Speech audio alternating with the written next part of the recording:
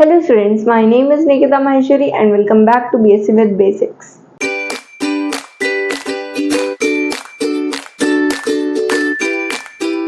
Last lecture में हमने steric और एनर्जेटिक एनालिसिस के बारे में पढ़ा था। उससे पहले हमने ड्रैगोमोलिक्यूल्स के बारे में पढ़ा। बेसिकली ड्रैगोमोलिक्यूल्स क्या होते हैं?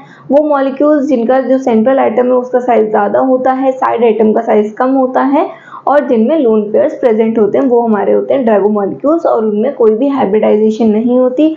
उनका बॉन्ड एंगल, क्योंकि हाइब्रिडाइजेशन नहीं होती तो मिक्सिंग नहीं होती, प्योर ऑर्बिटल्स में लाई करते हैं इलेक्ट्रॉन्स, इसलिए वहाँ पे जो बॉन्ड एंगल होता है वो होता है अप्रॉक्सीमेटली इक्वल टू 90 डिग्री। और इसमें जो बॉन्ड एनर्जी होती है वो भी कम होती है due to the absence of percentage s character.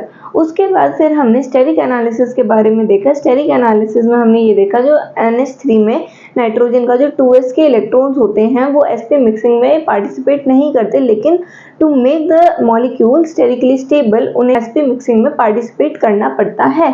उसके बाद हमने एनर्जेटिक एनालिसिस के बारे में पढ़ा। एनर्जेटिक एनालिसिस में हमने ये देखा कि जो बॉन्ड एनर्जी अगर हाइब्रिडाइजेशन एनर्जी से ज़्यादा होती है तो हाइब्रिडाइजेशन होती है, और अगर हाइब्रिडाइजेशन एनर्जी ज़्यादा होती है तो वहाँ पे हाइब्रिडाइजेशन नहीं होती है।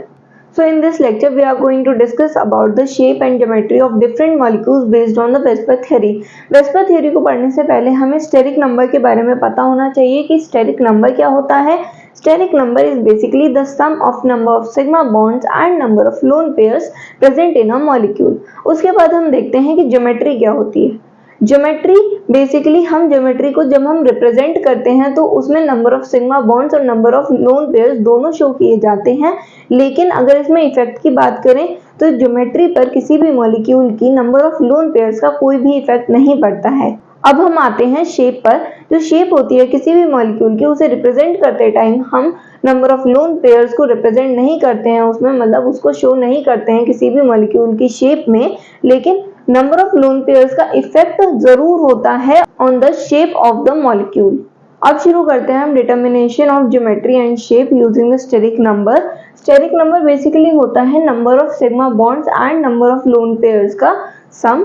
सबसे पहला स्टेरिक नंबर है हमारे पास स्टेरिक नंबर 2। स्टेरिक नंबर 2 का मतलब है यहाँ पे नंबर ऑफ लोन पेयर्स जो है वो है 0 और नंबर ऑफ सिग्मा बॉन्ड्स है 2, मतलब 2 + 0 हमने इसलिए लिखा है क्योंकि यहाँ पे नंबर ऑफ सिग्मा बॉन्ड्स क्या है 2 and number of lone pairs क्या है 0। इसकी जो ज्योमेट्री होती है, ज्योमेट्री आती है लीनियर, जिसे हमने ऐसे डिनोट करा है, और इसकी शेप भी लीनियर होती है। उसके बाद अगर हम इसका एग्जांपल देखें, एग्जांपल सबसे पहले हमने BeS2 देखा। BeS2 को हम कैसे लिख सकते हैं? कुछ इस तरीके से हम लिख सकते हैं। इसकी शेप क्या आ गई?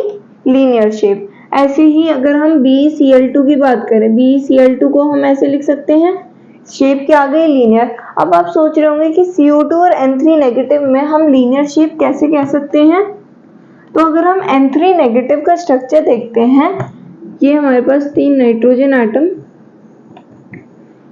ये हमारे पास 3 बॉन्ड्स बन गए जिसमें 2 पाई बॉन्ड है, 1 सिग्मा बॉन्ड है। एक जो लोन पेयर होता है नाइट्रोजन पे, वो नाइट्रोजन का लोन पेयर डोनेट कर देता है दूसरे नाइट्रोजन को, जिससे यहाँ क्या आ गया? Negative charge. अब नेगेटिव चार्ज आ गया। अगर अब हम देखें इसमें number of sigma bonds, number of sigma bonds कितने हैं? 1 और 2, क्योंकि ये क्या है? ये दोनों तो पाई बॉन्ड्स हैं, इसलिए हम क्या कह सकते हैं, क्योंकि यहाँ पे नंबर ऑफ सिग्मा बॉन्ड्स 2 है and number of lone pairs यहाँ 0 है, इसलिए हम क्या कह सकते हैं कि इसका स्टेरिक नंबर 2 है। और स्टेरिक नंबर 2 होने की वजह से यहाँ पे इसकी शेप और ज्योमेट्री क्या आ जाएगी? लीनियर। ऐसे ही अगर हम CO2 का एग्जांपल लें, CO2 को हम ऐसे लिख सकते हैं, यहाँ पे नंबर ऑफ सिग्मा बॉन्ड्स कितने हो गए? 2 and number of lone pairs कितने हैं? 0, तो इसकी भी शेप और ज्योमेट्री क्या हो जाएगी? लीनियर। अब हम नेक्स्ट आते हैं स्टेरिक नंबर 3 पे। स्टेरिक नंबर 3 में हमारे 2 केसेस बनते हैं। सबसे पहला केस होता है जब हमारे पास नंबर ऑफ सिग्मा बॉन्ड्स जो हैं वो 3 होते हैं और नंबर ऑफ लोन पेयर 0 होते हैं। अगर इसकी बात करते हैं तो इसमें ज्योमेट्री और शेप जो है वो सेम होती है, दैट इज ट्राइगोनल प्लेनर, जिसे हम कुछ इस तरीके से रिप्रेजेंट करते हैं। अब अगर हम इसके एग्जांपल्स लें तो सबसे पहला एग्जांपल है हमारे पास BF3। BF3 को हम कुछ इस तरीके से सिंपली लिख सकते हैं, ओके, इस तरीके से लिख सकते हैं। अगर अब हम बात करें CH3 पॉजिटिव की, CH3 पॉजिटिव का मतलब है जो कार्बन है, अब उस पर 4 नहीं 3 वैलेंस इलेक्ट्रॉन्स हैं, और 3 वैलेंस इलेक्ट्रॉन्स का मतलब है शेप कुछ ऐसी बन जाएगी, मतलब कि ट्राइगोनल प्लेनर। और इसमें नंबर ऑफ सिग्मा बॉन्ड्स कितने हो गए 3, 1 2 एंड 3, तो इसलिए इसकी शेप और ज्योमेट्री क्या हो गई ट्राइगोनल प्लेनर। अब ऐसे ही हम NO3 नेगेटिव का देख लेते हैं। NO3 नेगेटिव में अगर हम बनाते हैं तो उसका स्ट्रक्चर कुछ इस तरीके से बनता है। यहाँ अगर हम नंबर ऑफ सिग्मा बॉन्ड्स देखते हैं तो 1 2 एंड 3 सिग्मा बॉन्ड्स। एक पाई बॉन्ड है, हमें पाई बॉन्ड से कुछ भी नहीं लेना देना है, हमें देखना है सिर्फ सिग्मा बॉन्ड और number of lone pairs. NO3 negative में जो नंबर ऑफ सिग्मा बॉन्ड्स हैं वो 3 है, नंबर ऑफ लोन पेयर्स जो है वो 0 है, इसलिए हम कह सकते हैं कि इसकी जो शेप और ज्योमेट्री होगी वो क्या होगी ट्राइगोनल प्लेनर। अब हम आते हैं केस नंबर 2 पे।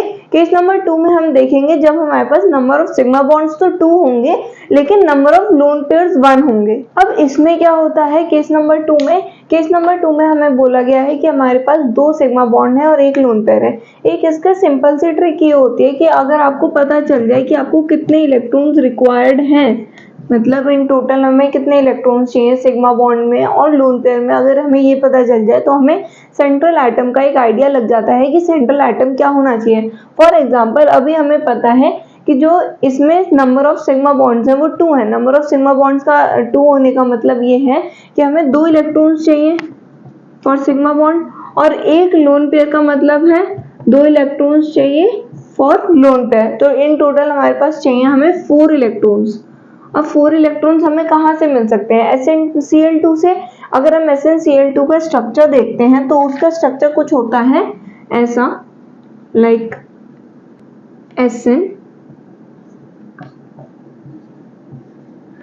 SnCl2 का हमने स्ट्रक्चर बनाया, इसमें एक लोन पेयर है और 2 सिग्मा बॉन्ड है। इसकी ज्योमेट्री क्या हो जाएगी ट्राइगोनल प्लेनर, और इसकी शेप क्या हो जाएगी वी शेप, या इसे हम क्या बोल सकते हैं बेंड शेप। उसके बाद अगर हम एक और एग्जांपल देखते हैं SO2 में अभी हमने क्या बोला कि हमें 4 इलेक्ट्रॉन्स चाहिए। इसमें सल्फर जो सेंट्रल एटम होता है उसके पास 6 इलेक्ट्रॉन्स होते हैं, हमें पता है सल्फर के पास 6 वैलेंस इलेक्ट्रॉन्स होते हैं।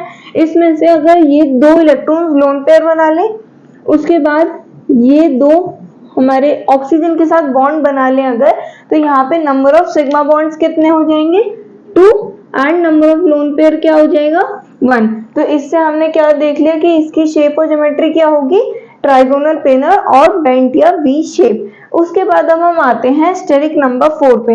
अगर हम स्टेरिक नंबर 4 की बात करते हैं, ऐसे ही जैसे हमने अभी प्रीवियस एग्जांपल में देखा, हमने नंबर ऑफ इलेक्ट्रॉन्स रिक्वायर्ड निकाल लिए। अगर हम यहाँ देखें नंबर ऑफ इलेक्ट्रॉन्स हमें कितने चाहिए 4 सिग्मा बॉन्ड बनाने। 4 सिग्मा बॉन्ड बनाने के लिए हमें इलेक्ट्रॉन्स कितने चाहिए होते हैं 4, और 4 इलेक्ट्रॉन्स हमें कहाँ से मिलेंगे कार्बन फैमिली से। अगर हम कार्बन फैमिली को देखते हैं तो यहाँ पे जैसे CH4 है, CH4 का स्ट्रक्चर कुछ ऐसा ही होता है।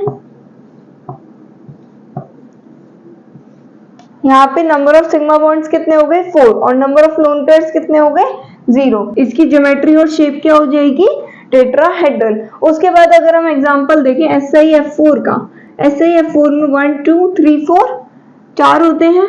इन 4 को हम कैसे लिख सकते हैं कुछ इस तरीके से, यहाँ ये 4 क्या बन गए सिग्मा बॉन्ड, तो 4 सिग्मा बॉन्ड बनने की वजह से हम क्या कह सकते हैं इसकी जो ज्योमेट्री और शेप है वो क्या होगी टेट्राहेड्रल। तो ये हो गया इसका फर्स्ट केस जब हमारे पास नंबर ऑफ लोन पेयर्स थे वो 0 थे और नंबर ऑफ सिग्मा बॉन्ड्स कितने हैं 4।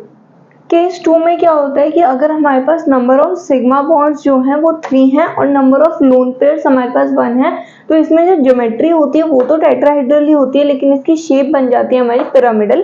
पिरामिडल शेप को हम कुछ इस तरीके से लिख सकते हैं। ओके, अब इसके अगर हम एग्जांपल देखें जैसे NH3 एक लोन पेयर 3 हमारे सिग्मा बॉन्ड्स विद हाइड्रोजन और एक लोन पेयर, ये हो गया। ऐसे ही NF3 को भी हम सिमिलरली ऐसे ही लिख सकते हैं।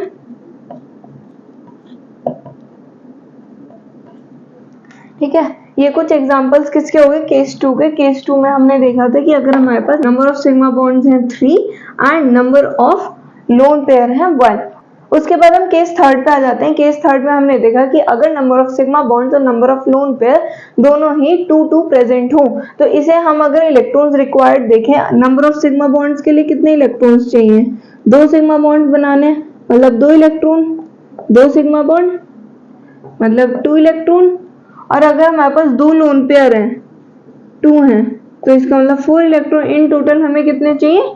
6 इलेक्ट्रॉन्स। 6 इलेक्ट्रॉन्स हमें किसमें मिल जाएगा? ऑक्सीजन फैमिली में। अगर हम ऑक्सीजन फैमिली की बात करते हैं, H2O को अगर हम लिखें, हमारे पास 6 इलेक्ट्रॉन्स होते हैं, जिसमें से हमें क्या चाहिए? 2 हमें चाहिए बॉन्ड्स और 2 हमें चाहिए लोन पेयर। तो इसे हम कुछ इस तरीके से लिख सकते हैं। अगर यही हम बात करते हैं IF2 पॉजिटिव, IF2 पॉजिटिव का मतलब है I पे 7 इलेक्ट्रॉन्स होते हैं, 7 वैलेंस इलेक्ट्रॉन, और पॉजिटिव चार्ज की वजह से यहाँ से -1 होगा, तो हमारे पास कितने हो जाएंगे? 6 वैलेंस इलेक्ट्रॉन। 6 वैलेंस इलेक्ट्रॉन्स को हम लिख देंगे 1 2 3 4 5 6।